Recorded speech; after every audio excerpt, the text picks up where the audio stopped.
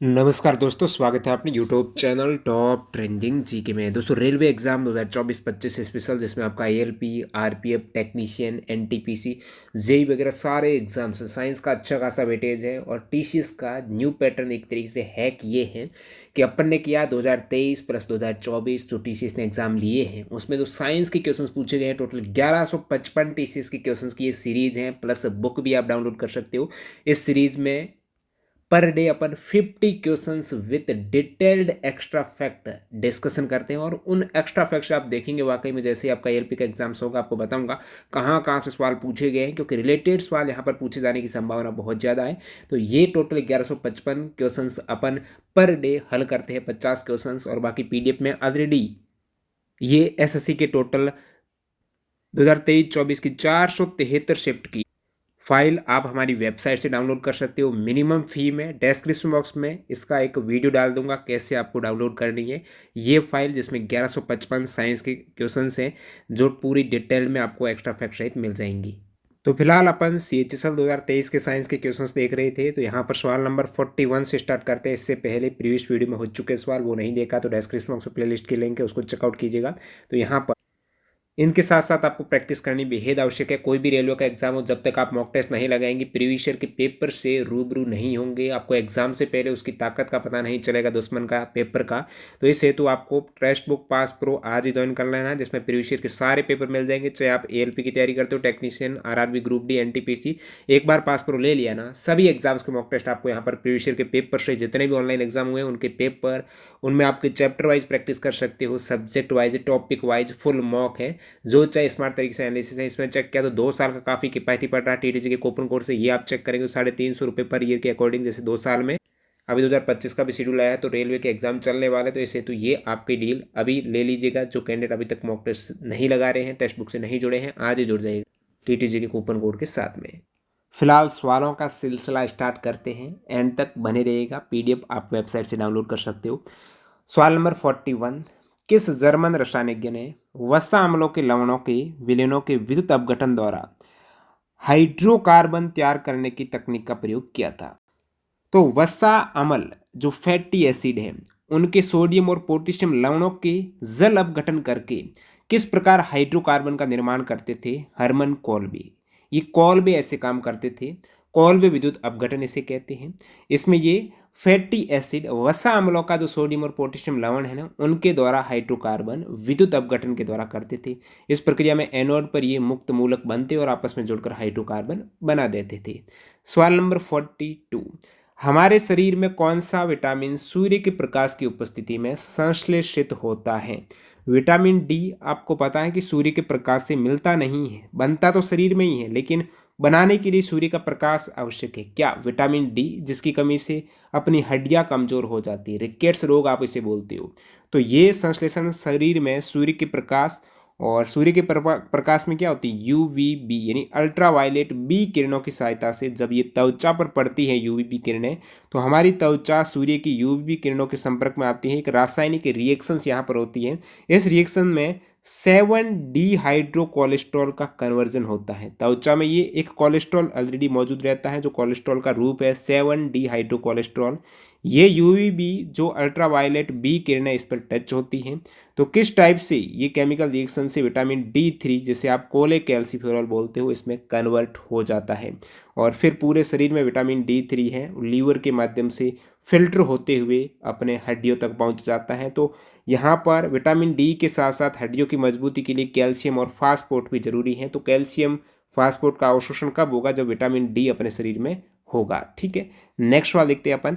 किस डाइएल्डिहाइड में बेंजीन वलय पर आसन कार्बन केंद्रों से जुड़े 2 फॉर्मिल समूह होते हैं और प्राथमिक एमीन के साथ फ्लोरोसेंट संयुग्म उत्पाद बनाते हैं? तो डाइएल्डिहाइड है यहाँ पर, बेंजीन वलय पर डाइएल्डिहाइड, तो इसे आप कहेंगे थेलेल्डिहाइड। तो यहाँ पर थेलिक डाइहाइड्राइड की संरचना में इसका पूरा नाम थेलिक डाइहाइड्राइड। इस स्ट्रक्चर में क्या होता है? थेलिक डाइहाइड्राइड में बेंजीन वलय, जो बेंजीन रिंग इस टाइप से आप देखने को मिलती है, ये बेंजीन रिंग, इसके आसपास 2 कार्बन परमाणु, ये टोटल 6 कार्बन परमाणु इस रिंग पर आपको देखने को मिलते हैं। तो 2 कार्बन परमाणु पर आपका फॉर्मिल ग्रुप जुड़ा रहता है और फॉर्मिल ग्रुप का मतलब है एल्डिहाइड CHO आप कह सकेंगे। ये संरचना प्राथमिक एमिनो के साथ अभिक्रिया करके फ्लोरोसेंट संयुग्म उत्पाद बनाती है। जब ये जो CHO 2 इनके कार्बन के साथ जुड़ जाता है और फिर ये एमिनो के साथ रिएक्शंस करके फ्लोरोसेंट संयुग्म प्रोडक्ट बनाती है। तो ये थेरल्डिहाइड, जैसे आप थेलिक डाइहाइड्राइड कह सकते हो, इसके साथ रिएक्शन होती हैं। तो डाइएल्डिहाइड ऐसे कार्बनिक यौगिक हैं जिसमें 2 एल्डिहाइड समूह हैं, जो आप देख सकते हो CHO 2 एल्डिहाइड समूह को आप कहेंगे डाइएल्डिहाइड। कुछ डाइएल्डिहाइड के उदाहरण आप देख सकते हो, जैसे आपको पूछ लें ग्लिक्सॉल, तो गैलिक्सॉल का उदाहरण सूत्र क्या है? CHO, ये सबसे सरल डाइहाइड है गैलिक्सॉल। और सक्सिनिक एल्डिहाइड है, इसमें आपका CHO CH2 तो 2 यहाँ पर एल्किल समूह के साथ में डबल CHO हैं, तो डाइएल्डिहाइड सक्सेनिक इसे कहेंगे। थेलिक डाइएल्डिहाइड जो अभी आपको बताया है, तो डाइएल्डिहाइड में भी फॉर्मेल्डिहाइड, एसिटल्डिहाइड, बेंजल्डिहाइड, ये सभी इनके फॉर्मूले हैं। एसिटल्डिहाइड में ये 2 कार्बन ग्रुप है, फॉर्मेल्डिहाइड में एक ही आपका CHO का वही कार्बन है। नेक्स्ट अपन देखते हैं यहाँ पर कौन सा नियम किसी ग्रह की कक्षा के कक्षीय आवर्तकाल और त्रिज्या की तुलना अन्य ग्रहों के कक्षा के कक्षीय आवर्तकाल और त्रिज्या से करता है। बात हो रही है केपलर के नियम की। केपलर ने ग्रहों की गति के 3 नियम दिए हैं। तो पहला नियम जो केपलर का है ना, उसे आप बोलते हो कक्षाओं का नियम। केपलर ने क्या कहा कि सभी ग्रह सूर्य के चारों ओर एक दीर्घवृत्तीय कक्षा, वर्ताकार नहीं, दीर्घवृत्तीय, इस टाइप से अंडाकार, तो दीर्घवृत्तीय कक्षा में प्रत्येक ग्रह सूर्य के चारों ओर चक्कर लगाते हैं। ये पहला नियम था। इसके साथ साथ इन्होंने कहा कि सूर्य इस दीर्घवृत्त में कहाँ पर होता है? सूर्य इस दीर्घवृत्त में जो 2 नाभि होता है ना, इस दीर्घवृत्त की 2 में से एक नाभि पर आपको सूर्य देखने को मिलेगा। ये केपलर का पहला नियम है, जिसे कक्षाओं का नियम कहते हैं गति का, ग्रहों की गति का। दूसरा नियम है क्षेत्रफल का नियम। ये क्या कहता है कि सूर्य और किसी ग्रह को मिलाने वाली रेखा समान समय अंतराल में समान क्षेत्रफल तय करती। मान लेते हैं कि ये आपका दीर्घवृत्तीय कक्षा है, यहाँ पर एक नाभि पर सूर्य है, एक ग्रह इसके चारों ओर चक्कर लगा रहा है। तो यहाँ पर जब ग्रह दूर रहेगा तो कम डिस्टेंस तय करेगा, जैसे यहाँ से यहाँ तक। अब जैसे जैसे ग्रह यहाँ से नज़दीक आया, जैसे समान समय 1 घंटा लगा यहाँ पर, और दोबारा ग्रह यहाँ से यहाँ तक आ गया 1 घंटे में, जैसे जैसे नज़दीक आया तो स्पीड ज़्यादा डिस्टेंस कवर करेगा एक तरीके से। तो इसमें जो ये क्षेत्रफल है ना, ये समान रहेगा। इन केस में ये बात हो रही है कि सूर्य और किसी ग्रह को मिलाने वाली रेखा समान समय अंतराल में समान क्षेत्रफल तय करती है। मतलब क्या हुआ, कोई ग्रह सूर्य के नज़दीक है तो तेजी से गति कर देगा, क्यों, और दूर है तो धीमे गति करेगा। और जो तीसरा नियम है ना केपलर का, ये सवाल में आपका पूछा है। तीसरा नियम क्या कहता है कि जैसे जैसे किसी ग्रह की कक्षा का आकार बड़ा होता है, ग्रह की कक्षा का आकार बड़ा होता है, यानी अर्ध प्रमुख अक्ष बढ़ता है, वैसे वैसे उसे सूर्य के चारों ओर चक्कर पूरा करने में ज़्यादा समय लगता है। कक्षा बड़ी है भाई, कक्षा का आकार बड़ा हो रहा है तो चक्कर पूरा करने में ज़्यादा ही समय लगेगा ना। ये पूरा समय एक तरीके से किस प्रकार रेडियस पर डिपेंड करता है। तो ये आवर्तकाल किसी ग्रह का परिक्रमा काल, इसे परिक्रमा काल जो एक चक्कर लगाने में लगा समय होता है ना, T², और फिर R³ यानी उसकी कक्षा के अर्ध दीर्घ अक्ष के घन के समानुपाती होता है। यदि एक ग्रह की कक्षा का अर्ध दीर्घ अक्ष दूसरे ग्रह की कक्षा के अर्ध दीर्घ अक्ष का 2 गुना हो तो पहला ग्रह सूर्य का चक्कर लगाने में दूसरे ग्रह से 8 गुना अधिक समय लेगा। तो जैसे जैसे ये कक्षा का आकार बढ़ेगा, समय यहाँ पर बढ़ने वाला है। यही आवर्तकाल का नियम है तीसरा, जो आपको पूछा कि कक्षीय आवर्तकाल और त्रिज्या की तुलना यहाँ पर अन्य ग्रहों से की है, जो T² और R³ बराबर नियतांक बताया है। ये तीसरा नियम है। नेक्स्ट आपका सवाल है, किस कोशिका विभाजन को अर्धसूत्री विभाजन कहा जाता है? 2 टाइप से आप विभाजन देखते हो, अर्धसूत्री मियोसिस, समसूत्री मिटोसिस। तो किस कोशिका विभाजन को अर्धसूत्री विभाजन कहा जाता है? तो यहाँ पर आप देखेंगे उत्तर है इसका अर्धसूत्री मियोसिस ही, एक तरीके से सवाल में ही आंसर था। तो इन दोनों में अंतर क्या है? समसूत्री विभाजन आपको कहाँ पर देखने को मिलता है? तो समसूत्री विभाजन जैसे आपके कोई चोट वगैरह लग गई, घाव आ गया, तो वहाँ पर जो मरम्मत होगी, नई कोशिका बनेगी ना, वो समसूत्री विभाजन से बन जाएगी। एक तरीके से समसूत्री में क्रोमोसोम की संख्या बराबर रहती है, कोशिका में जो गुणसूत्र है ना, वो संख्या समान रहती है। अर्धसूत्री विभाजन है वो जनन के दौरान आपको देखने को मिलता है प्रजनन कोशिकाओं में। अंडाणु और शुक्राणु के निर्माण में अर्धसूत्री विभाजन आवश्यक है। और अर्धसूत्री यानी क्रोमोसोम गुणसूत्र की संख्या आधी हो जाएगी, आधे गुणसूत्र पिता से, आधे माता से, फिर पूरे गुणसूत्र आपको देखने को मिलेंगे। अब और अंतर बताऊं, अर्धसूत्री में एक तरीके से 4 कोशिकाएं बन जाती है, विभाजित होने पर 4 हैप्लॉइड कोशिकाएं बनती है, और श्रमसूत्री में 2 डिप्लॉइड कोशिका ही बनती है। तो ये चीज़ मेन अंतर है। और स्थान आपको बता दिया कहाँ कहाँ पर होता है। और हैप्लॉइड कोशिका में आपके अंडाणु और शुक्राणु जो प्रजनन में उपयोग होता है। डिप्लॉइड में 2 सेट क्रोमोसोम होते हैं, एक माता पिता और से दूसरा पिता से। नेक्स्ट अपना, किस भौतिक विज्ञानी को ये पता लगाने के लिए जाना जाता है कि किसी भी आवर्ती तरंग को भारित आवर्तियों की अनंत संख्या अर्थात ज्या और कोज्या तरंगों के योग के रूप में व्यक्त किया जा सकता है। साइन और कोसाइन की बात हुई है। तो ये जो भौतिक विज्ञानी है इसे फूरियर कहते हैं। तो यहाँ पर फूरियर ने क्या बताया कि किसी भी प्रकार की आवर्ती, यानी जो फ्रीक्वेंसी बार बार रिपीट होती है ना वो आवर्ती, तो किसी भी प्रकार की आवर्ती तरंग को, जैसे कि ध्वनि की लहर है एक आवर्ती तरंग है, प्रकाश की तरंग है, इनकी साइन और कोसाइन नामक 2 सरल तरंग को जोड़ करेंगे ना, उस रूप में ये आवर्ती तरंग देखने को मिलेगी। यानी जो आवर्ती तरंग है ना वो साइन और कोसाइन नामक 2 सरल तरंगों का योग है, ये फूरिये ने बताया था। किसी भी आवर्ती तरंग में यहाँ पर साइन और कोसाइन तरंगों का योग होता है। ये किसने कहा था? बाप्टिस्ट जोसेफ फूरिये ने कहा था कि जो आवर्ती बार बार दोहराई जाने वाली तरंग होती है ना, उसमें 2 चीज, एक साइन एक कोसाइन, 2 सरल तरंगों का यहाँ पर योग होता है। नेक्स्ट अपन देखते हैं सवाल नंबर, किसी एक समान चुंबकीय क्षेत्र में एक आवेशित कण के मार्ग की वक्रता की त्रिज्या किसके समानुपाती होती है? तो किसी एक समान चुंबकीय क्षेत्र है जहां पर चुंबकीय क्षेत्र एक टाइप का, न ज्यादा है न कम है, तो वहां पर कोई एक आवेशित कण का मार्ग है, यानी उस चुंबकीय क्षेत्र में कोई आवेशित पार्टिकल, चार्ज पार्टिकल का मार्ग है, उसकी वक्रता त्रिज्या है, ये कण के संवेग के, जो आवेशित कण है ना उसके संवेग के समानुपाती होती है। संवेग यानी एक तरीके से यहाँ पर स्पष्ट रूप से बात करें तो एक समान चुंबकीय क्षेत्र में एक आवेशित कण के मार्ग की वक्रता त्रिज्या है, कण के द्रव्यमान, कण का वेग, इनको गुणा करेंगे तो संवेग बन जाएगा ना। तो कण का द्रव्यमान जितना अधिक होगा उसकी वक्रता त्रिज्या उतनी ही अधिक होगी, कण का वेग जितना अधिक होगा उसकी वक्रता त्रिज्या उतनी ही अधिक होगी। कण का आवेश पर भी डिपेंड करता है, कण पर आवेश कैसा, कण पर आवेश जितना अधिक होगा उसकी वक्रता त्रिज्या उतनी कम होगी। ध्यान रखना, आवेश की व्युत्क्रमानुपाती होती है क्या? वक्रता त्रिज्या।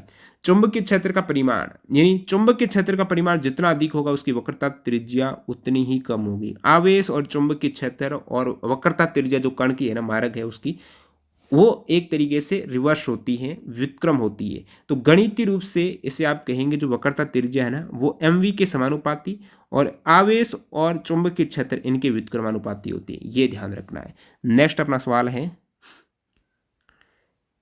किस कोशिका विज्ञानी ने 1950 के दशक में विभिन्न प्रकार की कोशिकाओं में प्रोटीन प्रसंस्करण और छंटाई में एंडोप्लाज्मिक रेटिकुलम की भूमिका की व्याख्या की है?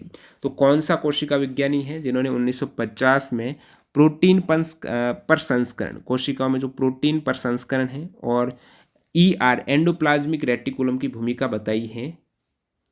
यानी प्रोटीन बनाने में किस प्रकार ईआर की भूमिका रहती है, जो एंडोप्लाज्मिक रेटिकुलम है, जिसे आप अंतःप्रदवी जालिका बोलते हो, जिसमें 2 टाइप की होती है, खुरदरी भी होती है, चिकनी भी होती है। तो ये किस प्रकार प्रोटीन प्रसंस्करण में भूमिका निभाती है, इसे तो 1950 में जो प्रयोग किया था, व्याख्या की थी, वो पेलाडे ने की थी। तो ये पेलाडे ने बताया था। जॉर्जी पेलाडे उनके सहयोगियों ने लगभग 1960 के दशक में एंडोप्लाज्मिक रेटिकुलम की भूमिका को समझाया था, और किस प्रकार ये एंडोप्लाज्मिक रेटिकुलम है अग्नाशय की कोशिकाओं में प्रोटीन की प्रसंस्करण और छंटाई में इसका अध्ययन किया था। अग्नाशय जो पेंक्रियाज है ना उसमें किस प्रकार कोशिकाओं में प्रोटीन का प्रसंस्करण और छंटाई होती है, इस हेतु एंडोप्लाज्मिक रेटिकुलम का जो अध्ययन किया था ना वो पेलाडे ने किया था। उन्होंने रेडियोधर्मी एमिनो एसिड का इस्तेमाल करके कोशिकाओं में प्रोटीन के स्राव का अध्ययन किया था, वहाँ पर एमिनो एसिड काम में लिया था। और पेलाडे की सोच से पता चला कि कोशिकाओं में प्रोटीन कैसे बनते हैं, संशोधित कैसे होते हैं, प्रोटीन का कैसे परिवहन होता है, कैसे बदलते हैं।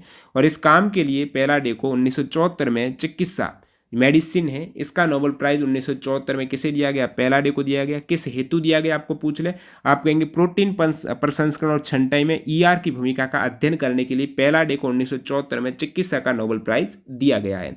अब आप कहेंगे यहाँ पर कुछ इंपॉर्टेंट कोशिकाओं की खोज करता और कब खोज हुई है वो साथ साथ बता देता हूँ। बात करते हैं कोशिका झिल्ली, सेल मेम्ब्रेन, इसकी खोज रॉबर्ट हुक ने की 1665 में, जब कोशिका की खोज हुई उस समय। सेंट्रियोल तारक केंद्र, इसकी खोज बेनेडेन ने की है, यह 1883 में हुई है। गोल्जी बॉडी जिसे कोशिका का डाकघर कहते हैं, यातायात प्रबंधक कहते हैं, कैमिलो गोल्जी ने इसकी खोज 1898 में की है। लाइसोसोम जो कि पाचन का कार्य करती है, कोशिका की आत्मघाती थैली कहते हैं, डी डोवे ने लाइसोसोम की खोज 1955 में की है। माइटोकॉन्ड्रिया है, ऑल्टमैन ने माइटोकॉन्ड्रिया की खोज 1894 में की है। न्यूक्लियस जो अपना केंद्रक है उसकी खोज रॉबर्ट ब्राउन ने की है 1833 में। राइबोसोम की बात करें तो इसकी खोज की है जॉर्ज पेलाडे ने 1955 में राइबोसोम। और एंडोप्लाज्मिक रेटिकुलम 1945 में यहाँ पर अल्बर्ट क्लाउड और कीथ पोर्टर ने की है। वैक्यूल्स जो अपनी रिक्तिकाएं हैं विशेषकर पादप कोशिका में, एंटनी वैन ल्यूवेनहॉक ने 1676 में रिक्तिका की खोज की है। प्लास्टिड अर्नेस्ट हैकल ने 1866 में प्लास्टिड की खोज की। और गुणसूत्र क्रोमोसोम की खोज वाल्थर फ्लेमिंग ने 1882 में की। अगला सवाल, आवर्त सारणी में कौन सा डी ब्लॉक तत्व ग्रीक प्रतीक एल्फा और धात्विक किरणों द्वारा दर्शाया गया है?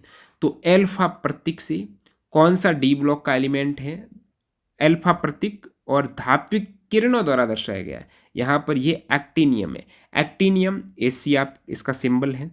ये आवर्त सारणी में ग्रुप 3 में आता है, जो समूह 3 है उसका एलिमेंट है। एक रेडियोधर्मी तत्व है, इसी के नाम पर एक्टिनोइड सीरीज हैं वो चलती हैं। इसका परमाणु क्रमांक 89 है। एक्टिनियम को ग्रीक प्रतीक अल्फा और धात्विक किरणों द्वारा दर्शाया जाता है क्योंकि एक रेडियोधर्मी तत्व है और अल्फा किरणों का ये विकिरण या उत्सर्जन करता है, इमिट करता है। तो 89 इसका परमाणु क्रमांक है एक्टिनियम का। ठीक है, एक्टिनियम की खोज 1899 में फ्रांसीसी रसायनज्ञ आंद्रे लुई डेबियर ने की थी, जब वे दुर्लभ मृदा ऑक्साइड को अलग करने की नई विधियों पर प्रयोग कर रहे थे। उस दरमियान उन्होंने एक्टिनियम की खोज कर दी थी आंद्रे लुई डेबियर ने। अब कुछ अन्य एलिमेंट है रेडियोधर्मी, इनके बारे में बात करते हैं। कौन सी अल्फा किरणों का किस प्रकार उत्सर्जन करते हैं, उनका परमाणु क्रमांक क्या है। रेडियम भी एक रेडियोधर्मी एलिमेंट है जिसका परमाणु क्रमांक 88 है। रेडी हो जाएंगे 88 रेडियम। रेडियम रेडियोधर्मी तत्व अल्फा किरणों का उत्सर्जन करता है। थोरियम भी कैसा तत्व है? थोरियम भी रेडियोधर्मी है। 2 रेडियम के बाद थोरियम 2 प्लस करेंगे 90, थोरी 90, थोरी 90। थ्योरी में आपके भाई 90 नंबर आने चाहिए। थोरियम 90। थोरियम भी रेडियोधर्मी तत्व है जो अल्फा किरणों का उत्सर्जन करता है, नाभिक की ऊर्जा में काम आता है। यूरेनियम सभी को पता है 92 92 इसका परमाणु क्रमांक है। ये भी अल्फा किरणों, बीटा किरणों और गामा किरणों का उत्सर्जन करता है। नाभिक के रिएक्टरों में यूरेनियम काम में लेते हैं। Neptunium NP neptunium Neptune 93 neptunium भी एक रेडियोधर्मी तत्व है, ये भी अल्फा किरणों का उत्सर्जन करता है। तो ये प्रमुख रेडियोधर्मी तत्व, उसका परमाणु क्रमांक। चरम शोधन उद्योग से निकलने वाला कौन सा धातु आयन गंभीर जल प्रदूषण का कारण बनता है? चरम शोधन उद्योग से निकलता है और यहाँ से जल प्रदूषण होता है। बात हो रही है क्रोमियम की। तो क्रोमियम धातु आयन जल प्रदूषण का प्रमुख कारण बनता है, विशेष रूप से क्रोमियम 4 जो हेक्सावेलेंट क्रोमियम है ना, जिसकी वैलेंसी है 6, ये क्रोमियम 6 संयोजकता वाला क्रोमियम, ये आयन अत्यधिक जहरीला है और कार्सिनोजेनिक, एक तरीके से कैंसर इससे हो जाता है, जो जल स्रोतों से प्रदूषण से होता है, पानी की गुणवत्ता खराब होने से होता है। और नेक्स्ट अपना सवाल देखते हैं 51। नील्स बोर ने किस वर्ष क्वांटम सिद्धांत पर आधारित हाइड्रोजन परमाणु के लिए एक सिद्धांत प्रस्तावित किया? ये सिद्धांत था कि कुछ भौतिक राशियां केवल असतत मान हो सकती। तो नील्स बोर का ये सिद्धांत आया था 1913 में। नील्स बोर 1913 में क्वांटम सिद्धांत पर आधारित हाइड्रोजन परमाणु के लिए एक सिद्धांत प्रस्तावित किया। इस सिद्धांत के अनुसार हाइड्रोजन परमाणु में इलेक्ट्रॉन केवल कुछ विशिष्ट कक्षाओं में ही चक्कर लगा सकते हैं और इन कक्षाओं में उनकी ऊर्जा केवल असतत मान ले सकती है। तो हाइड्रोजन परमाणु में जो इलेक्ट्रॉन है किस प्रकार विशिष्ट कक्षाओं में चक्कर लगाते हैं और उनका जो ऊर्जा है ना वो सतत नहीं होकर असतत वैल्यू की होती है। और बोहर ने यह भी बताया कि इलेक्ट्रॉन इन कक्षाओं के बीच कूद सकते हैं, एक कक्षा से दूसरी कक्षा में। जब वे एक कक्षा से दूसरी कक्षा में संक्रमण करते हैं, कूदते हैं, तो उत्सर्जन और अवशोषण ऊर्जा का होता है और जो कि एक विशिष्ट आवर्ती फ्रीक्वेंसी की ये आवृत्तियाँ होती हैं। नेक्स्ट अपना देखते हैं सवाल नंबर 52। कौन सा कंटालिका परिवार 16 नेमी में एक बारहमासी जड़ी बूटी पौधा है जिसका उपयोग वैकल्पिक चिकित्सा में गठिया के दर्द, सर्दी जुकाम या प्रागज ज्वर के इलाज में प्राथमिक चिकित्सा के रूप में किया जाता है? तो कौन सा ये कंटालिका परिवार 16 नेसी में है? तो यहाँ पर बात हो रही है जड़ी बूटी में एट्रोपा बेलाडोना।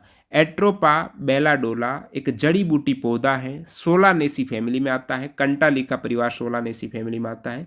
इसका उपयोग गठिया रोग में, सर्दी जुकाम में, हे फीवर के इलाज में किया जाता है। एट्रोपा बेलाडोना इसका नाम है। किस प्रकार आपको तैयार कर देगा भाई ये पौधा, बैल बना देगा आपको, एकदम जड़ी बूटी वाला पौधा है, सोलोनेसी परिवार से है। एट्रोपा बेलाडोला इसका नाम है।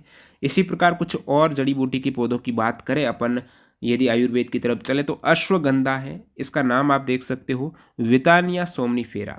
इसका उपयोग तनाव, चिंता, थकान, ये तीन स्थिति हो, तनाव हो, चिंता हो, थकान हो, इम्यूनिटी कम हो, तो आप अश्वगंधा ले सकते हो। अश्वगंधा में अवसाद, अनिद्रा, थकान, ये सारे रोग हो सकते हैं इसकी कमी से या फिर नहीं लेने से। इन रोगों का उपचार ये करता है।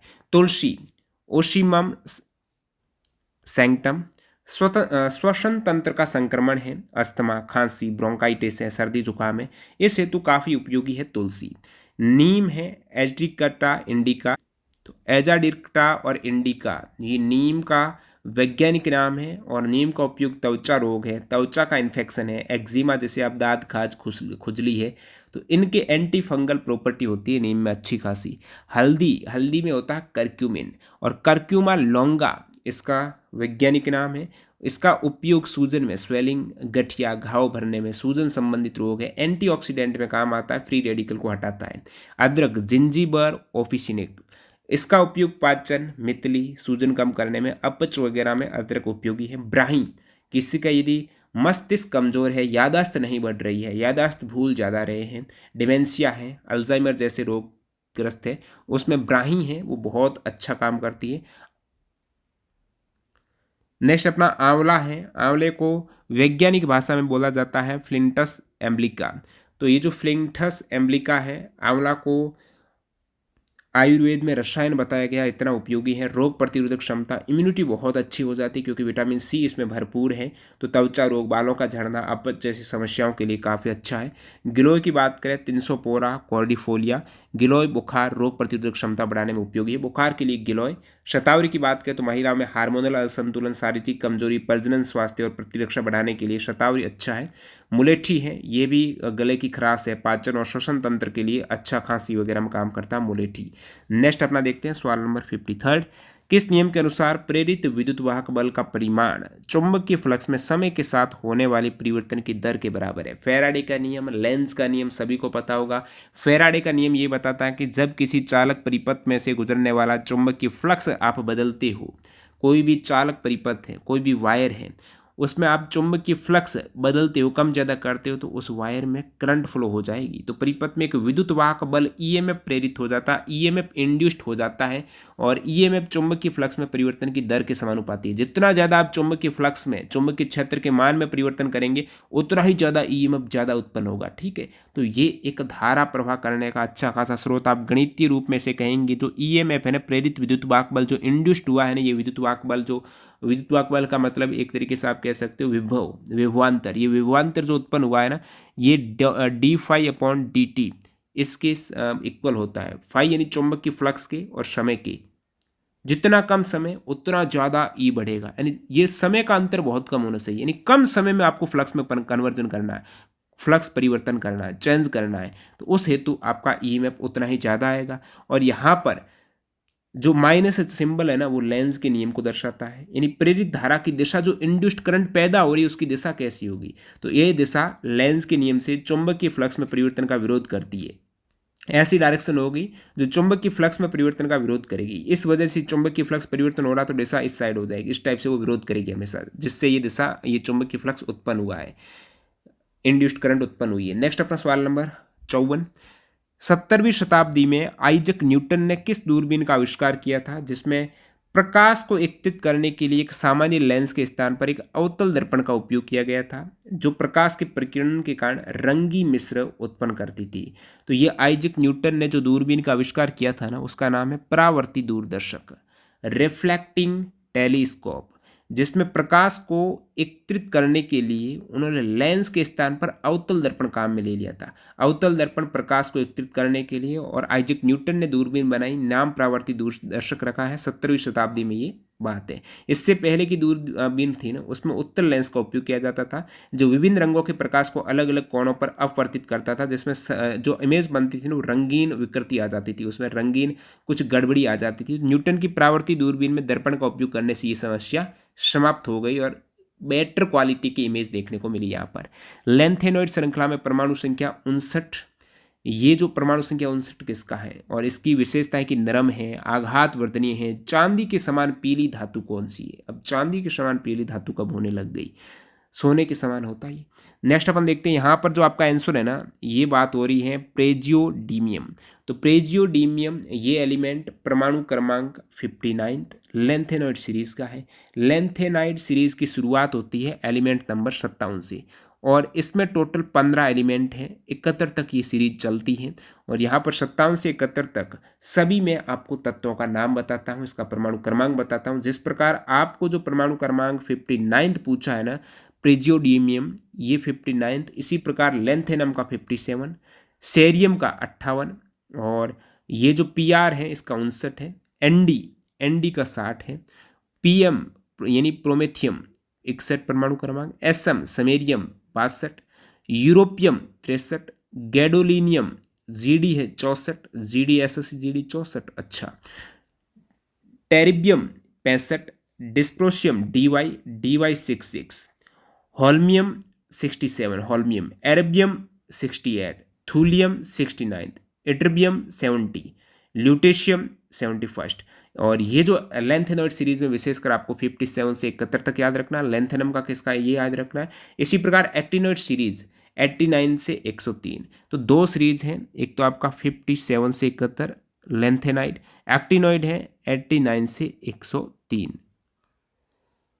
अगला सवाल आपके समक्ष कोशिका, अरे ये तो भूल गया, एक्टिनॉइड आप देख लीजिएगा, जो 89 से 103 है ना, उसमें एक्टिनियम का परमाणु क्रमांक 89 है, थोरियम, ये सभी रेडियोधर्मी बहुत इंपॉर्टेंट है, थोरियम 90 और प्रोटेक्टिनियम 91, यूरेनियम 92 है और नेपच्यूनियम जो 93 है, प्लूटोनियम 94 है, अमरीशियम ये 95 है, क्यूरियम 96, बर्किलियम 97, कैलिफोर्नियम 98, आइंस्टीनियम 99, फ्रमियम 100, मेंडलियम है 101, नोबेलियम 102, लॉरेंसियम 103, सभी इंपॉर्टेंट है। जितने भी एक्टिनॉइड सीरीज के एलिमेंट हैं उनका परमाणु क्रमांक आपको याद होना चाहिए, इसको रिवाइज करो, 89 से 103 तक है। नेक्स्ट अपन देखते हैं, कोशिका दरों के विभाजन के रूप में जाना जाता है। कोशिका दरों के विभाजन को बोला जाता है साइटोकाइनेसिस। कोशिका दरों विभाजन इसका उत्तर है साइटोकाइनेसिस, एक्चुअली इंग्लिश में कहते हैं साइटोकाइनेसिस। साइटोकाइनेसिस वह प्रक्रिया जिसके द्वारा यूकैरियोटिक कोशिका का कोशिका द्रव्य माइटोसिस या फिर जो समसूत्री विभाजन है, इसके अलावा असूत्री विभाजन और समसूत्री विभाजन के बाद दो संतति कोशिकाओं में विभाजित हो जाता है। यूकैरियोटिक कोशिका साइटोकाइनेसिस यानी कोशिका का विभाजन कैसे हुआ। अब यहाँ पर दो टर्म आती है दोस्तों, एक प्रोटोप्लाज्म एक साइटोप्लाज्म। प्रोटोप्लाज्म जैसे आप जीव द्रव्य कहते हो, जीव द्रव्य में क्या आता, सब कुछ, पूरी कोशिका के जितने भी कोशिकांग हैं, चाहे उसमें कोशिका द्रव हो, नाभिक के अंदर न्यूक्लियोप्लाज्म जो द्रव है, या फिर इसके अतिरिक्त जो भी कोशिकांग, कोशिका झिल्ली, प्रोटीन, राइबोसोम, सारा कुछ जीव द्रव्य में आ जाता है। और कोशिका द्रव्य में कौन आता है, कोशिका द्रव्य में जो बाहरी झिल्ली है ना कोशिका की और नाभिक है, इनके बीच का, नाभिक वाला चीज़ नहीं आती है, इनके बीच का हिस्सा, कोशिका की बाहरी झिल्ली और नाभिक के बीच स्थित जो भी स्ट्रक्चर आपको देखने को मिलती है वो आपकी कोशिका द्रव्य है, साइटोप्लाज्म है। जब दूध दही में कन्वर्ट होता है तो ये किस प्रकार का परिवर्तन है, दूध का दही में बनना स्थायी परिवर्तन हो गया ना, वापस दही से दूध तो नहीं बन सकता ना, वापस नहीं बन सकता तो वो रासायनिक परिवर्तन है, उसमें एक नया पदार्थ बन गया, वो रासायनिक परिवर्तन है। रासायनिक परिवर्तन की दो विशेषता याद रखनी है, एक तो उसमें कोई नया पदार्थ बनता है, दूसरे जो दही बन गया, दूसरा उसे दोबारा आप दही से दूध नहीं बना सकते हो। उदाहरण देखेंगे, लकड़ी का जलना,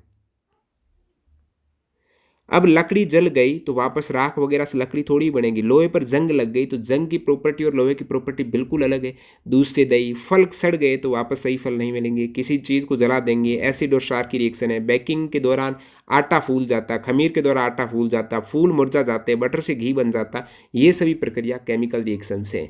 आप कमेंट सेक्शन में बताना मोमबत्ती का जलना किस प्रकार की रिएक्शन है, भौतिक अभिक्रिया है या फिर रासायनिक अभिक्रिया है, ठीक है, ताकि पता चले कितने स्टूडेंट कंटिन्यू लास्ट तक वीडियो देखते हैं।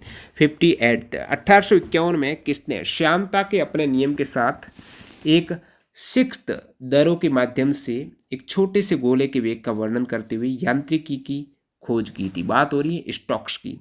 स्टोक्स ने किस प्रकार श्यानता के नियम को आगे बताया, ये 1851 में जॉर्ज गैब्रियल स्टोक्स ने क्या कहा है कि कोई गोला है, छोटा सा गोला, जैसे गेंद मान ली, उस गेंद को आप लुढ़का रहे हो कोई चिकने पदार्थ में। अब उसमें जितनी ज़्यादा चिकनाई होगी वो गेंद की स्पीड को उतना ही धीरे करेगा। ये चीज़ एक तरीके से यांत्रिकी की खोज की थी जॉर्ज गैब्रियल स्टोक्स ने। श्यानता के बारे में बताया है। श्यानता जो टर्म होती है, श्यानता का मतलब कोई दर कितना गाढ़ा है, जितना ज़्यादा गाढ़ा हुआ, जितना ज़्यादा वो सघन हुआ, उसमें उतनी ही ज़्यादा श्यानता है, यानी परतें एक दूसरे का विरोध उतना ही ज़्यादा करती है। तो श्यानता दरों का ऐसा गुण जिसमें दरों के अंदर की जो परतें होती हैं एक दूसरे के सापेक्ष कितनी आसानी से फिसल सकती है, और जितनी कम आसानी से फिसलेगी एक तरीके से गुण ज़्यादा ही श्यानता का होगा। कम श्यानता यानी दरों की परतें आसानी से फिसल सकती है, ज़्यादा श्यानता यानी दरों की परतें हैं वो मुश्किल से फिसलती है। तो ये नियम हमें ये बताता है कि जब कोई गोला किसी चिपचिपे दरों में से गुजरता है तो उस पर लगने वाला घर्षण बल, अब कोई गोला आप किसी चिपचिपे दरों जैसे शहद में से गुजार रहे हो, गोले को फेंक रहे हो गेंद को, तो वो किस पर डिपेंड करता है, तो चिपचिपे गोले से गुजरता है ना, गेंद दरों से गुजरता है ना, तो उस पर लगने वाला घर्षण बल, गोले की त्रिज्या, तो कितना घर्षण बल, कितना श्यान बल, कितना वो विरोध करने वाला बल लगेगा ना, वो गोला कितना बड़ा है, जितना ज़्यादा बड़ा गोला हुआ उस पर ज़्यादा बल लगेगा। दरों की श्यानता, दरों कितना ज़्यादा चिपचिपा है, गोले का वेग किस वेग से आप फेंक रहे हो, ये सारी चीज़ों पर डिपेंड करता है वो घर्षण बल। ये स्टोक्स ने पता किया था और बात है 1851 में श्यानता का कंसेप्ट है। नेक्स्ट अपन देखते हैं अगला सवाल।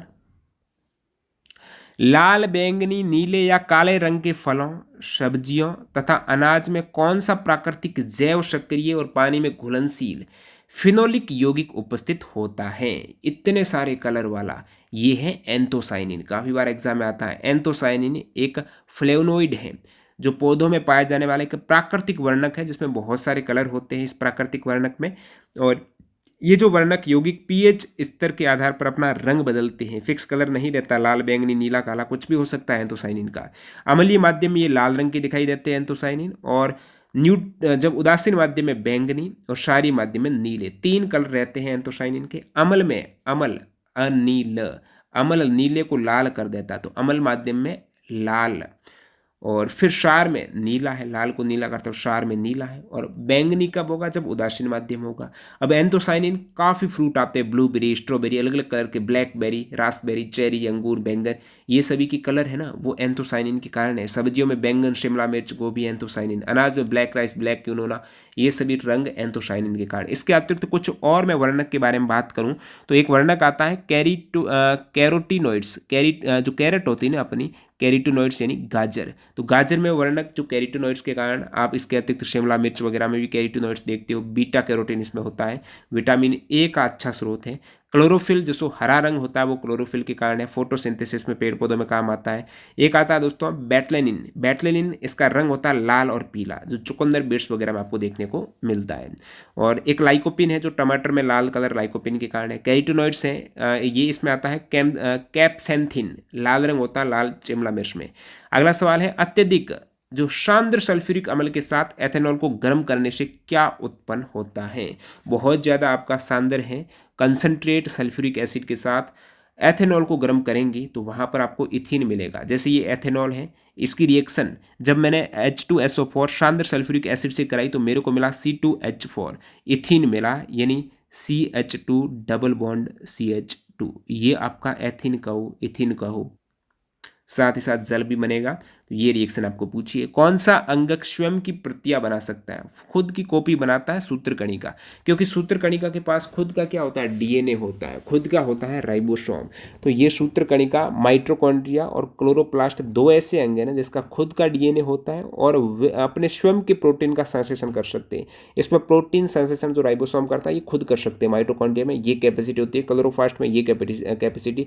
पूछ लेना किसमें खुद का डीएनए होता है, तो माइटोकॉन्ड्रिया और क्लोरोप्लास्ट है, जिसमें सूत्रकणिका खुद की प्रतिलिपि बना सकता है। जैसे ही कोशिका का विभाजन होता है सूत्रकणिका से ज़्यादा। अब सूत्रकणिका का कार्य क्या है, कोशिका का शक्ति ग्रह माइटोकॉन्ड्रिया को कहा जाता है, ऊर्जा में काम आता है। तो कोशिका के अंदर एक अंग के रूप में मौजूद, स्वतंत्र रूप से मौजूद रह सकता है। ऐसा इसलिए क्योंकि इसमें प्रोटीन को संश्लेषित करने की क्षमता के साथ अपनी खुद की आनुवांशिक सामग्री होती है।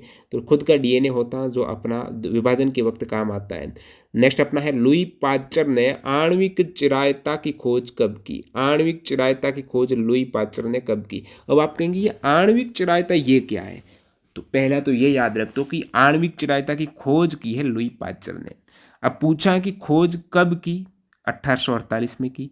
आणविक चिरायता का मतलब है कुछ क्रिस्टल ऐसे होते हैं ना, एक दूसरे का दर्पण प्रतिबिंब होते हैं। कुछ यौगिकों के जो क्रिस्टल होंगे ना, एक क्रिस्टल यानी समरूप नहीं होंगे, सममिति नहीं देखने को मिलेगी, एक दूसरे का दर्पण प्रतिबिंब है ना जो उल्टा दिखता है। आप अपना फेस जब मिरर में दर्पण में देखेंगे ना, आपका लेफ्ट साइड राइट साइड वाला दिखेगा, राइट साइड लेफ्ट साइड वाला दिखेगा। तो ये सेम चीज़ है, जब एक यौगिक में दो अलग अलग क्रिस्टल देखे गए तो एक क्रिस्टल दूसरे का मिरर इमेज ऐसे देखने में लगा कि ये दोनों ही दर्पण प्रतिबिंब में उल्टे दिख रहे हैं, सममित नहीं है। ये चीज़ लुई पास्चर ने ऐसे कहा है, आणविक चिरायता है ये। तो आणविक चिरायता की खोज हुई 1848 में, और ये पता लगाया गया कि कुछ यौगिकों के क्रिस्टल दर्पण छवियों के रूप में विद्यमान है, जिसमें आधुनिक त्रिविम रसायन की नींव रख दी थी, 3D केमिस्ट्री। 1848 में आणविक चिरायता लुई पास्चर, ये टर्म आपको याद रखना है। नेक्स्ट है तत्वों के किस युग्म के बीच विकर्ण संबंध पाया जाता है। डायगोनल रिलेशन तत्वों का जो युग्म होता है ना, उसमें आप देखेंगे आवर्त 2 और आवर्त 3 के एलिमेंट है ना, आप देखेंगे आवर्त 2 और आवर्त 3 में ये जो ग्रुप बने हुए हैं ना, और ये अपने आवर्त है, तो ये वाला मान लेते ये आवर्त आपका 2, ये 3, ये ग्रुप है। तो इसमें ये वाला एलिमेंट इसके डायगोनल में एक तरीके से कुछ गुणों में समानता दिखाता है। जैसे आप देखते हो लिथियम और मैग्नीशियम, लिथियम इधर मैग्नीशियम इधर, ये प्रथम ग्रुप ये दूसरा ग्रुप, और इसमें आवर्त ये दूसरे का ये तीसरे आवर्त का। तो द्वितीय आवर्त के तत्व तृतीय आवर्त के अगले वर्ग के, ये पहला वर्ग ये दूसरा वर्ग, तो द्वितीय का तृतीय आवर्त के अगले वर्ग से सिमिलरिटी दर्शाता है। यही तो आपका विकर्ण संबंध, इसे ही तो कहेंगे। जैसे लिथियम और मैग्नीशियम आपको अच्छा खासा विकर्ण संबंध देखने को मिलता है, कुछ प्रॉपर्टीज में मैच करती है।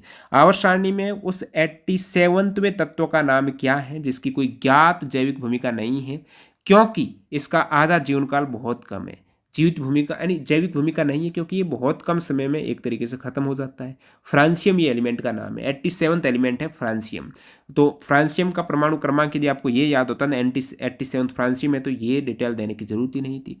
तो कुछ यहाँ पर एलिमेंट बता देता हूँ, उनका अर्ध हाफ लाइफ बता देता हूँ, यानी आधा जीवन काल है, उनके परमाणु आधे नष्ट हो जाएंगे उतने समय में।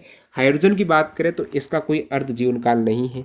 यूरेनियम जो रेडियो एक्टिव एलिमेंट है, यूरेनियम 238 है, इसका आप अर्ध आयु काल देखेंगे ना 4.4 बिलियन वर्ष है, और यूरेनियम 235 है 703 मिलियन वर्ष।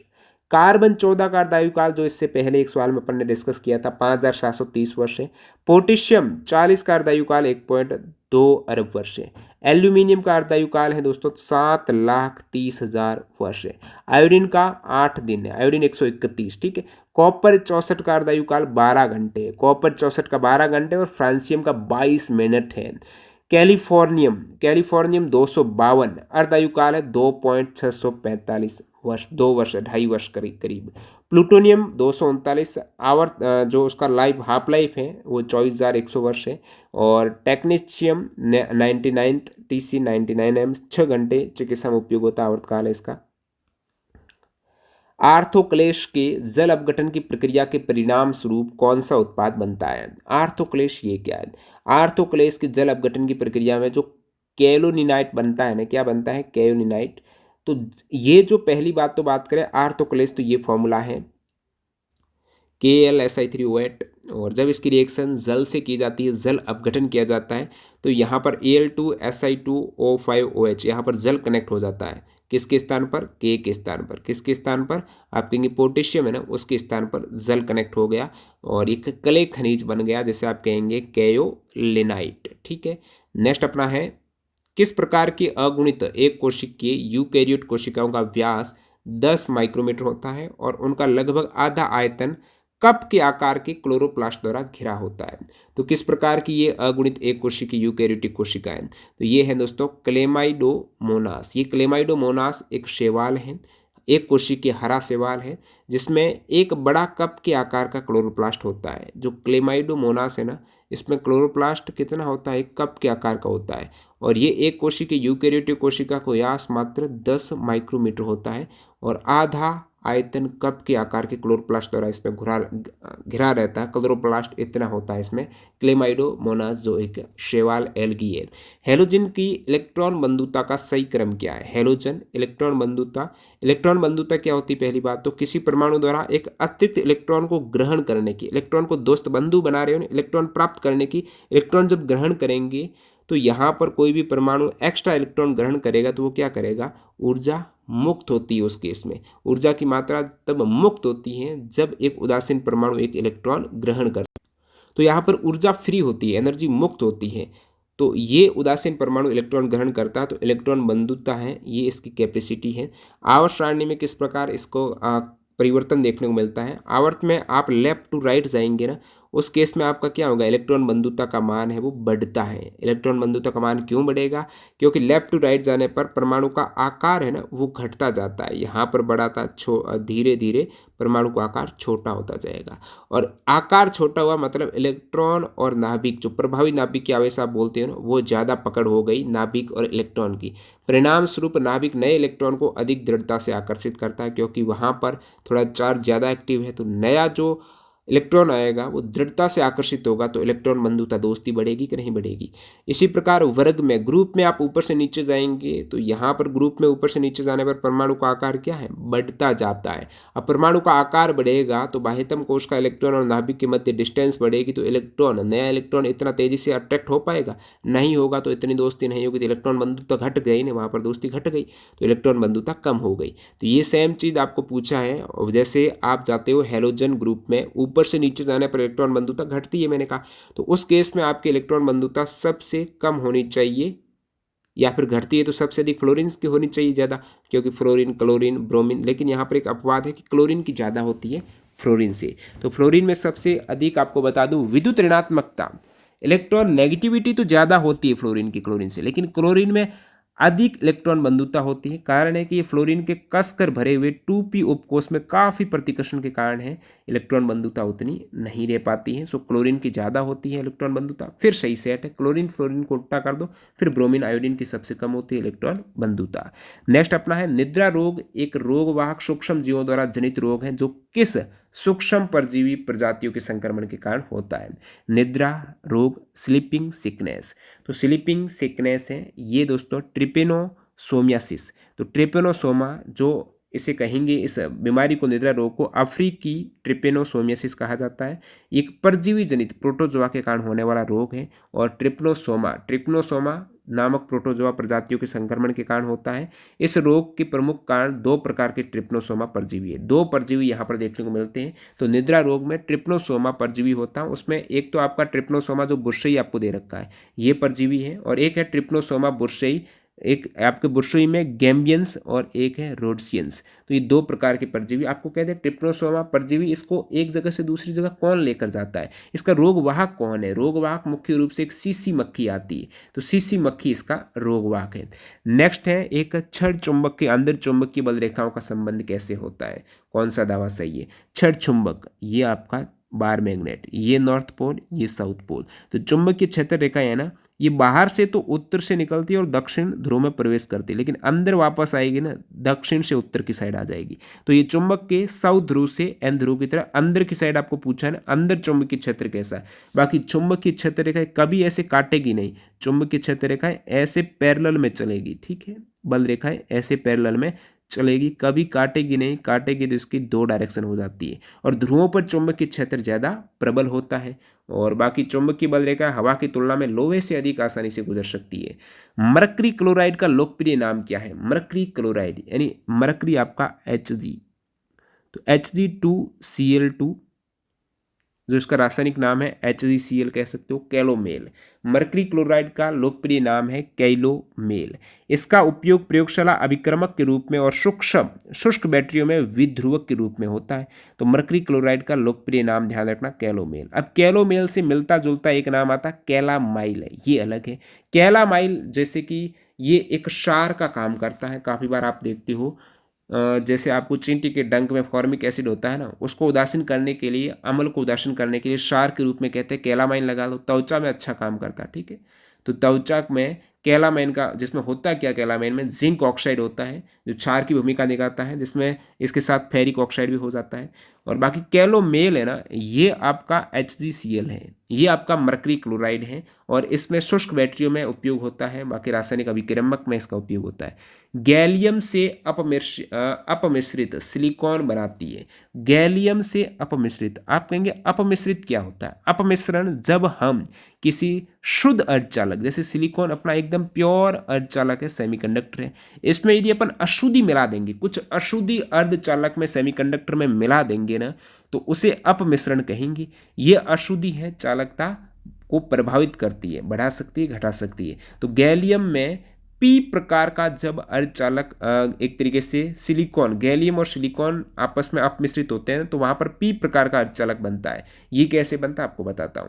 पी प्रकार का अर्धचालक, पी होता है पॉजिटिव, यहाँ पर हॉल ज्यादा बन रहे, क्या बन रहे? हॉल ज्यादा बन रहे। अब सिलिकॉन में गैलियम मिलाते हैं तो गैलियम के परमाणु सिलिकॉन के क्रिस्टल जालक में धंस जाते हैं और सिलिकॉन के पास 4 संयोजी इलेक्ट्रॉन है। अब सिलिकॉन के पास तो 4 वैलेंस इलेक्ट्रॉन पड़े हुए हैं, सिलिकॉन का मेरे पास तो 4 है, लेकिन गैलियम कहता मेरे पास तो त्रिसंयोजी है, गैलियम के पास तो 3 है संयोजी इलेक्ट्रॉन। सिलिकॉन के साथ इसे मिला रहे हैं गैलियम को, तो सिलिकॉन के साथ जब गैलियम को मिलाएंगे तो 3 इलेक्ट्रॉन गैलियम के और सिलिकॉन के पास है 4 इलेक्ट्रॉन है। अब गैलियम का आएगा मेरे पास 1 इलेक्ट्रॉन नहीं है, तो ये लो भाई मेरा एक हॉल तैयार है, मेरा एक छिद्र तैयार है, जिसे मैं कहूँगा धनावेश है। इलेक्ट्रॉन नहीं है तो वहाँ पर धनावेशित छिद्र है और वो विद्युत धारा को ले जाने में सक्षम रहेगा हॉल।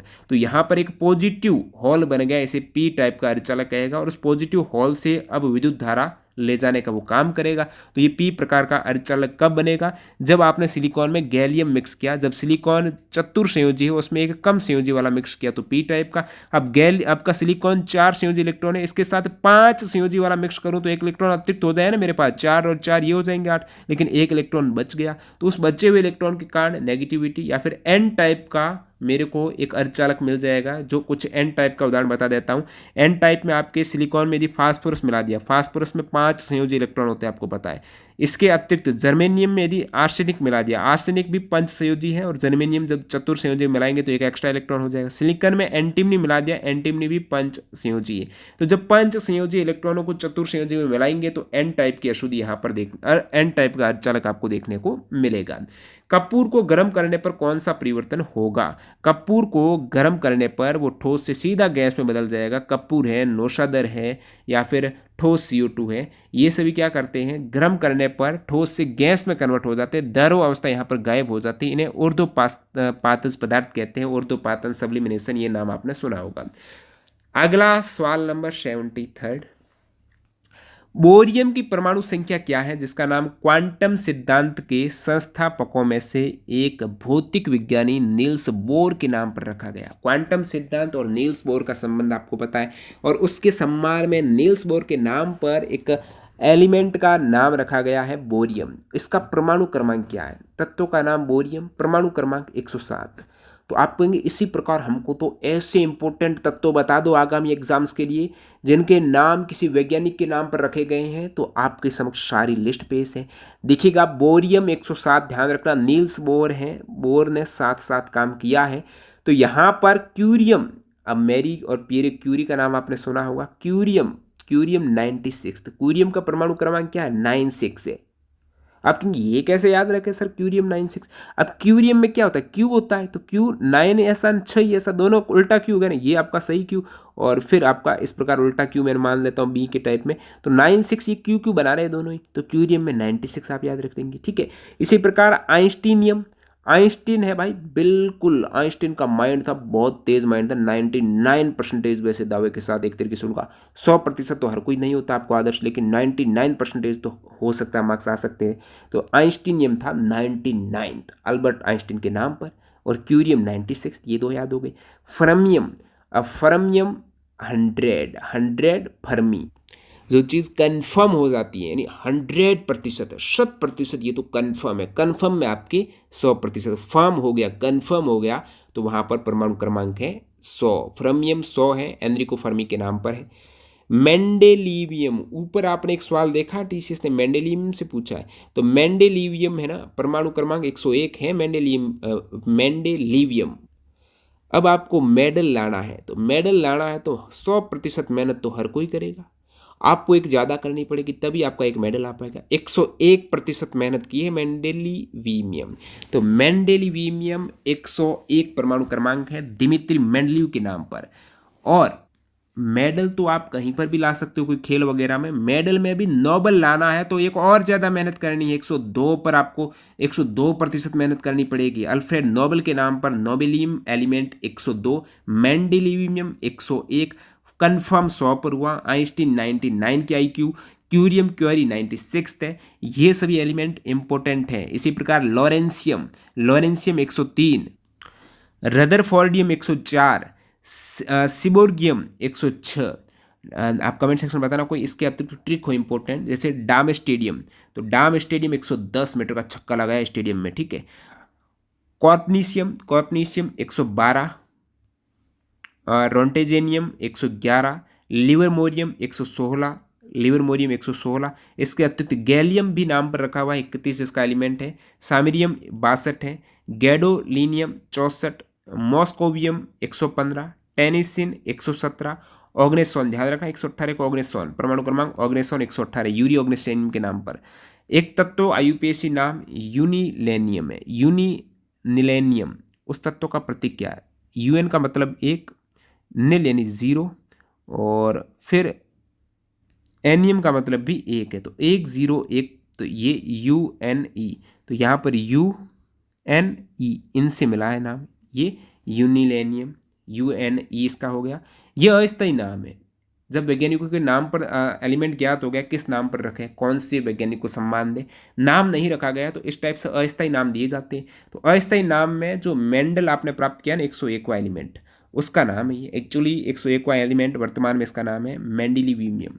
और इस टाइप से आप कहेंगे हमको तो पूरा ये नामकरण समझा दो, तो आपको पूरा बता देता हूँ। इसमें आपको ध्यान ये रखना है, जो 101 है तो एक को आप अन कहेंगे, 2 को बाई, 3 को ट्री, 4 को क्वाड, 5 को पेंड, 6 को हेक्स, 7 को सेप्ट, 8 को ऑक्ट, 9 को नॉन, 0 को निल कहेंगे। इनसे सारा काम हो जाएगा। उदाहरण के रूप में बात करें, जैसे 112 है, 112 में आपका एक अन दूसरा भी अन, अनन है, 2 अन है, एक एक को अनन कही, अनन। 2 को बाई कहते हैं, 2 को बाई अभी आपने ऊपर देखा बाई, तो अन अन बाई, तो अनन बाई, लास्ट में ईएम लगाना सभी में, अनन बाईमियम। और इसी प्रकार 113 है तो ट्राइमियम, अनन ट्राइमियम। 114 है तो अनन क्वाडियम। ये ऐसे नामकरण होता है, बिल्कुल आसान है। बिना किसी दृष्टि दोष वाले एक युवा वयस्क व्यक्ति के लिए स्पष्ट दृष्टि की न्यूनतम दूरी कितनी है? कोई भी दृष्टि दोष नहीं है तो एक स्पष्ट दृष्टि की न्यूनतम दूरी है 25 सेंटीमीटर, यानी बिना किसी दृष्टि दोष वाले के वयस्क व्यक्ति के लिए जो न्यूनतम दूरी, कम से कम इससे कम नहीं देख पाएगा स्पष्ट, कि 25 सेंटीमीटर से कम वो स्पष्ट नहीं देख पाएगा। 25 सेंटीमीटर की दूरी वो स्पष्ट देख पाएगा, और बाकी उसमें कुछ धुंधलापन आ जाएगा। यदि दूरी निकटतम स्पष्ट दूरी के रूप में जानी जाती है, जिससे वो व्यक्ति बिना किसी दृष्टि दोष के अपने आंखों को देख सकता है, इसे पठनीय बिंदु, रीडिंग पॉइंट भी कहा जाता है। तो न्यूनतम इतनी है। बाकी 2 दोष होते हैं अपने नत्तर में, दूरदृष्टि दोष और निकट दृष्टि दोष इंपॉर्टेंट है दोनों। नाम इनके उल्टे हैं। दूरदृष्टि दोष में ऐसा नहीं दूर की नहीं दिखती है, दूर की दिखती है, निकट की नहीं दिखती है। व्यक्ति को दूर की वस्तु स्पष्ट दिखती है, निकट की नहीं दिखती है। और दूरदृष्टि दोष को हटाने के लिए उत्तल लेंस काम में लेते हैं। उत्तल लेंस की जो यहाँ पर डायोप्टर में कैपेसिटी होती है ना, क्षमता होती है, लेंस क्षमता, वो UP पॉजिटिव होती है। और निकट दृष्टि दोष में जैसे मायोपिया बोलते हैं, इसमें निकट की तो सही दिखती है, दूर की नहीं दिखती। इसे तो अवतल लेंस, कॉनकेव लेंस का काम में लेते हैं। अवतल लेंस की लेंस क्षमता हमेशा नेगेटिव होती है, ये चीज़ ध्यान रखना। नेक्स्ट है, सेब में मुख्य रूप से कौन सा पोषक तत्व पाया जाता है? सेब में विटामिन K है, विटामिन A है, सेब में पोटेशियम भी होता है, सेब के अंदर आपका एस्कॉर्बिक एसिड विटामिन C होता है, सेब में फाइबर होता है जो पैक्टिन के रूप में आपको देखने को मिलता है। बहुत सारी चीज़ें होती है, विकल्प पर डिपेंड है आपका सवाल। और कुछ मैं आपको फ्रूट या फिर वेजीज में एसिड बता देता हूँ, जैसे पालक में ऑक्जेलिक एसिड होता है, टमाटर में भी ऑक्जेलिक एसिड पाया जाता है, ध्यान रखना। संतरा में सिट्रिक है, नींबू में सिट्रिक है, सेब में मैलीकमल होता है, अंगूर जो है, इमली है, ये टार्ट्रिक एसिड होता है अंगूर इमली में। आलू में मैलिक हो सकता है, ब्रोकली में फोलेट और एस्कॉर्बिक होता है। आलू बुखारा में मैलिक एसिड है, टार्ट्रिक आलू बुखारा में भी होता है। स्ट्रॉबेरी में साइट्रिक होता है, और विटामिन C जिसे एस्कॉर्बिक एसिड बोलते हैं। किस अंग को कोशिका का डाकघर कहते हैं, यातायात प्रबंधक कहते हैं, गोल्जी उपकरण को कहते हैं? गोल्जी उपकरण पैकिंग और परिवहन का 2 काम करता है। पैक करके एक जगह से दूसरी जगह पहुंचाएगा, गोल्जी बॉडी है। प्रोटीन कहाँ पर बनता है? राइबोसोम में। कोशिका झिल्ली कोशिका का रक्षक है। माइटोकॉन्ड्रिया को शक्तिगृह कहते हैं। गोल्जी बॉडी को यातायात प्रबंधक भी कहते हैं। क्लोरोप्लास्ट को कोशिका की रसोई गृह कहा जाता है, जहाँ पर पेड़ पौधे अपने भोजन बनाते हैं। नेक्स्ट अपना है, वह कौन सा वंशानुगत रक्त विकार है? वंशानुगत यानी एक पीढ़ी से दूसरी पीढ़ी में ये रोग ट्रांसफर हो जाता है। और ये जो रक्त यानी ब्लड संबंधित रोग है, जिसमें हीमोग्लोबिन जीन को प्रभावित करता है, तो जीन से ही आपका रोग आता है पीढ़ी से दूसरी पीढ़ी में।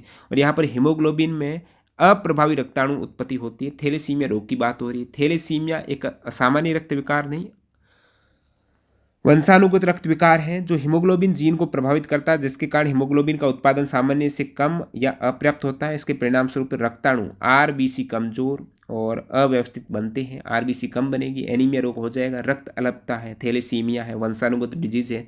इसके अतिरिक्त कुछ यहाँ पर और डिजीज की बात करूँ जो वंशानुगत या हीमोग्लोबिन संबंधित है, उसमें सिकल सेल एनीमिया भी आता है। वंशानुगत रक्त विकार है जिसमें हीमोग्लोबिन का एक टाइप है एस हीमोग्लोबिन, ये असामान्य होता है। हीमोफीलिया ये भी वंशानुगत रक्त विकार है जिसमें रक्त का थक्का बनने की प्रक्रिया में खून को सामान्य रूप से जमा होने में समस्या आ जाती है। अब आनुवंशिक रोग की बात हो रही है, आपको सवाल पूछ रहे निम्नलिखित में से कौन सा आपका जेनेटिक डिजीज नहीं है? आनुवंशिक रोग में हीमोफीलिया है, कलर ब्लाइंडनेस है, सिकल सेल एनीमिया है, डाउन सिंड्रोम है जिसमें आपके मैंगोलिज्म मंदबुद्धि कहेंगे, टर्नर सिंड्रोम में 45 गुणसूत्र है, क्लीन फिल्टर सिंड्रोम में 47 गुणसूत्र, पटाउ सिंड्रोम में हॉट बीट से कट कैंसर, मिर्गी, ये सभी आनुवंशिक डिजीज है। कैंसर में भी जीन में म्यूटेशन होने से कैंसर है एक पीढ़ी से दूसरी पीढ़ी में चला जाता है, और जीन में म्यूटेशन हो गया तो वहाँ पर कोशिका की एक तरीके से असामान्य रूप से वृद्धि देखने को मिलेगी, वही आपका कैंसर है। Auto immune disease, auto immune disease में खुद अपना जो प्रतिरक्षा प्रणाली है, रोगों से लड़ने की प्रणाली है, खुद को ही नष्ट कर रही है, हानि पहुंचा रही है। तो यहाँ पर उसमें कुछ डिजीज आते हैं, रूमेटॉइड अर्थराइटिस है, टाइप ए डायबिटीज़, इसके अलावा मल्टीपल स्क्लेरोसिस और सिस्टेमिक लूप्स इरिथेमेटोसिस, सोराइसिस हैं जिसमें स्किन में प्रॉब्लम आ जाती है, सीलिएक डिजीज़ है, हाशिमोटोज थायराइडिज, थायराइड ग्रंथि प्रभावित होती है, ग्रेव डिजीज है, ग्रेव भी थायराइड से जुड़ा हुआ रोग है, एडिसन रोग है, एड्रिनल हार्मोन की इनसफिशियंसी से हो जाता है, ये सभी ऑटो इम्यून डिजीज है। नेक्स्ट देखते हैं, 5-6 सवाल रह गए हैं। 1600 के दशक में किस नियम को ये वर्णन करने के लिए विकसित किया गया था कि जब किसी सीमित तरल पर कोई बल लगाया जाता है तो वह बल सभी दिशाओं में समान रूप से प्रसारित होता है, चाहे पात्र का आकार कुछ भी हो। ये नियम आया था पास्कल का नियम। पास्कल ने क्या बताया, जब किसी सीमित तरल पर कोई भी बल लगाया जाता है, सीमित तरल है उस पर आपने बल लगाया, फोर्स अप्लाई किया तरल पर, तो वह बल सभी दिशाओं में समान रूप से प्रसारित होगा। ऐसा नहीं है कि बल लगा नीचे ज़्यादा प्रसारित होगा साइड में कम होगा, सभी डायरेक्शन में समान रूप से बल है वो डाइवर्ट हो जाएगा। इस नियम के अनुसार तरल का दबाव किसी भी बिंदु पर समान रूप से वितरित होता है और दबाव को बढ़ाने या घटाने के लिए केवल तरल के स्थान को बदला जा सकता है, जिससे ये सिद्धांत हाइड्रोलिक सिस्टम्स या इन वगैरह में काम आता है। स्थल पर उगने वाले सर्वप्रथम पौधे जिसमें सहवन उत्तक है। अब आपने देखा होगा पेड़ पौधा का वर्गीकरण है, Thallophyta, bryophyta, pteridophyta, angiosperm, gymnosperm. इसमें थेलोफाइटा और ब्रायोफाइटा बिना सहवनी उत्तक के होते हैं दोनों ही, और टेरिडोफाइटा, एंजियोस्पर्म और जिम्नोस्पर्म ये तीनों ही सहवनी उत्तक इसमें जाइलम फ्लोएम होते हैं, जिसमें भोजन और खनिज वगैरह जल का परिवहन करने में काम आता है। तो टेरिडोफाइट है सर्वप्रथम पौधा जिसमें सहवनी उत्तक पाया जाए, और टेरिडोफाइट के उदाहरण में आपको फर्न, हॉस्टेल और लाइकोपोर्स देखने को मिलते हैं, इसमें सहवनी उत्तक पाया गया है। नेक्स्ट अपना देखते हैं, बाकी एंजियोस्पर्म, जिम्नोस्पर्म है, इनमें भी है, जिसे आप नग्न बीजी और अनावर्त बीजी, आप आवर्त बीजी कहते हो। जिम्नो एंजियोस्पर्म में फिर आपका एक बीजपत्री, द्विबीजपत्री। मेलाटोनिन, डोपामाइन, नॉर एड्रेनालाइन और थायरोक्सिन सहित हमारे मस्तिष्क के रासायनिक संदेश वाहकों के उत्पादन के लिए अम्ल आवश्यक है। कौन सा अम्ल आवश्यक है? ये है phenylalanine. Phenylalanine, melatonin, dopamine, noradrenaline और थायरोक्सिन सहित हमारे मस्तिष्क के रासायनिक संदेश वाहकों का उत्पादन करना है तो फेनिल एलानिन ये अम्ल आवश्यक है। इसके अतिरिक्त मेलाटोनिन भी है, ये भी अमीनो अम्ल में आता है। विटामिन ए की कमी से, इससे पूर्व क्वेश्चंस में ऑलरेडी इसका एक्स्ट्रा फैक्ट बता चुका हूँ, अलग अलग विटामिन से कौन सी डिजीज अपने हो जाते हैं, जिसमें ए में आँखों संबंधित विकार रतौंधी रोग हो जाता है। अगला सवाल है, 1903 में अमेरिकी वैज्ञानिकों निकोलस और हुल ने दृश्य प्रकाश का विकिरण दाब मापकर किस समीकरण की पुष्टि की थी? तो ये जो समीकरण है P = U/C। P आपका विकिरण दाब है। विकिरण दाब विकिरण ऊर्जा और प्रकाश की गति के अनुपात के इक्वल होता है। विकिरण दाब है ना, इसका अर्थ है कि विकिरण दाब प्रकाश की ऊर्जा और प्रकाश की गति के अनुपात के बराबर होता है। इस प्रयोग में निकोल्स और हुल ने विकिरण दाब को मापा था। निकोल्स और हुल ने विकिरण, जो एक विकिरण होती है ना, रेडिएशन, उसके दाब कितना होता है, उस दाब को उन्होंने बताया कि विकिरण ऊर्जा और प्रकाश की गति, विकिरण ऊर्जा जितनी ज़्यादा होगी दाब उतना ही ज़्यादा होगा, और प्रकाश की गति जितनी ज़्यादा होगी दाब उतना कम होगा। यही तो आपका विकिरण दाब है, पी आपका प्रेशर है, विकिरण दाब है। तो प्रकाश की गति की एक व्युत्क्रमानुपाती हो गया, और ये प्रकाश ऊर्जा और दाब के बीच एक संबंध को स्पष्ट करता है। 1903 में ये निकोल्स और हुल ने ये एक समीकरण की पुष्टि की है। अंतिम सवाल इस वीडियो का, अष्टक का नियम ये दावा करता है कि हर 8वें तत्व में तुलनीय गुण होते हैं जब उन्हें उनके परमाणु द्रव्यमान के आरोही क्रम में समूहबद्ध किया जाता है। इसे किस नाम से जाना जाता है? अष्टक है तो न्यूलैंड का ऑक्टेव रूल सभी को पता है कि पहला एलिमेंट और 8वां एलिमेंट आपस में सिमिलर प्रॉपर्टी के होंगे। जैसे 1 के बाद 2, 3, 4, 5, 6, 7, 8, पहले और 8वें में सिमिलरिटी है ना। ये जिस प्रकार आप स्वर देखते हो ना अपने संगीत में, सा रे गा मा पा धा नी, पहले इसे बोला जाता था पुराने समय में, इस स्वरों को डो रे मी फा सोल टी बोला जाता था। ये आपको ध्यान होना चाहिए। जो न्यूलैंड के ऑक्टेव की बात हो रही है, एक ध्यान रखना फैक्ट कि न्यूलैंड ने अपना ऑक्टेव सिद्धांत कब दिया, एग्जाम में आता है आप कहेंगे 1866 में दिया था। तो न्यूलैंड ने यहाँ पर परमाणु द्रव्यमान के आरोही क्रम में तत्वों को व्यवस्थित किया, और सबसे कम परमाणु भार वाले तत्व इसमें हाइड्रोजन से शुरुआत की, और उन्होंने केवल 56वें एलिमेंट थोरियम तक ही न्यूलैंड का ऑक्टेव रूल दिया था। तो आपको सवाल पूछ रहे हैं न्यूलैंड का ऑक्टेव रूल का अंतिम एलिमेंट कौन सा, आप कहेंगे थोरियम है। और फिर ये 8वें तत्व में सिमिलरिटी आपको बता दिया है। न्यूलैंड के ऑक्टेव में बहुत सारी कमियां थी, ये एलिमेंट की कुछ न्यूलैंड का ऑक्टेव है। तो अष्टक नियम की सीमाएं आप देखेंगे ना, तो न्यूलैंड का अष्टक सिद्धांत केवल कैल्शियम तक ही एक्चुअली लागू होता है। आप ऑक्टेव रूल देखेंगे ना, तो एलिमेंट ये कैल्शियम तक ही लागू होता है, उसके बाद ये फेल हो जाता है। तो ध्यान रखना, कैल्शियम तक ये लागू होता है, लेकिन इन्होंने 56 एलिमेंट बता दिए, वहाँ तक तो जा ही नहीं रहा है। कल्पना इन्होंने 56वें एलिमेंट थोरियम तक कर दिए, और बाद में और भी एलिमेंट खोजे गए, लेकिन ये तो कैल्शियम तक ही सीमित हो गया। तो ये इसकी कुछ कमी आप देखेंगे। आयरन को कोबाल्ट और निकल से दूर रखा गया, जबकि उनके गुणधर्म में समानता होती है। नोबेल गैसों की खोज के पश्चात अष्टक का सिद्धांत बिल्कुल अप्रासंगिक हो गया, उनके लिए कोई स्थान नहीं था। तो ये सभी क्वेश्चंस एक तरीके से CHSL 2023 के यहाँ पर साइंस के कंप्लीट हुए। इस वीडियो में आपने देखे लगभग 50 के आसपास क्वेश्चंस। नेक्स्ट वीडियो में अपन कंटिन्यू करने वाले हैं CPO 2023 की साइंस के 63 इंपॉर्टेंट क्वेश्चंस हैं। सभी आप देखेंगे TCS के 2023 के सवाल हैं, इसी पैटर्न पर सवाल पूछे गए कि बिल्कुल लो लेवल के नहीं, टफ लेवल के सवाल पूछे गए। तो ये सभी सवाल का आपको एक बार पैटर्न पता चल जाएगा ना, एक्स्ट्रा फैक्ट से डिटेल में आप जान जाएंगे ना, ये 1000 क्वेश्चंस के आसपास अच्छा खासा, प्लस NCERT प्लस ये क्वेश्चंस और कुछ न्यूमेरिकल वगैरह जो NCERT से आप हल कर देंगे, तो आपका काम आसान हो जाएगा, पेपर क्रैक करना बहुत ईजी हो जाएगा। इससे ज़्यादा आप क्या एफर्ट लगा सकते हो अभी इतने कम समय में। तो ये बुक आप आज बाई कर सकते हो, अवेलेबल है हमारी वेबसाइट पर। आप या तो डायरेक्टली toptrainingGK.in क्रोम ब्राउजर में ओपन कर दो, जहाँ पर पेज 1 में यहाँ पर मैंने इसको होम पेज पे डाल दिया बुक को, या फिर डिस्क्रिप्शन बॉक्स में इसकी डायरेक्ट लिंक दे दूंगा। यहाँ से आप देखेंगे बाई नाउ का ऑप्शन आ रहा है, इसको आप बाई करेंगे। 1155 क्वेश्चन इस टाइप से आपको ईयर वाई 2023 प्लस 24 का एक साथ मिल जाएगा, और बिल्कुल पेमेंट होते ही आपके इसमें डाउनलोड का ऑप्शन मिल जाएगा। और कोई भी आपको प्रॉब्लम आती है डाउनलोड नहीं होते, तो यहाँ पर आप कॉन्टैक्ट कर सकते हो मेल ID पर। बाकी इसका पूरा एक विस्तृत वीडियो बनाया गया है कैसे आपको PDF डाउनलोड करनी है ऑटोमेटिकली, वो आप डिस्क्रिप्शन बॉक्स में लिंक डाल दूंगा, वो वीडियो डेमो देख सकते हो। इसके अतिरिक्त होम पेज पर आपको 2021 में जितने GK के सवाल पूछे गए हैं वो भी ई-बुक के फॉर्मेट में तैयार की गई है। 2024 की मैं कल सुबह डाल दूंगा वेबसाइट पर, जितने भी GK के सवाल पूछे गए हैं, 1 लाइनर GK GS है, इंपॉर्टेंट है सब्जेक्ट वाइज वो भी। जैसे हिस्ट्री में इतने हैं, खेल कूद के ये पूछे गए हैं, आपके जनगणना के ये सवाल है, स्पोर्ट के ये सवाल है, आर्ट कल्चर के ये सवाल पूछे गए हैं। 600 700 700 सवाल हैं, पर आपके 2023 में भी 2024 में भी बहुत इंपॉर्टेंट है, अच्छे खासे सवाल बनते हैं। आपको बताऊंगा एक अभी वीडियो डालेंगे किस टाइप से आपको अभी फोकस करना है कम समय में। तो चैनल से जुड़े रहेगा, सब्सक्राइब कर देगा। Text book pass pro join कर सकते हो न्यू कैंडिडेट जो अभी तक नहीं किया TTG के कूपन कोड से। मिलते हैं नए वीडियो में, धन्यवाद।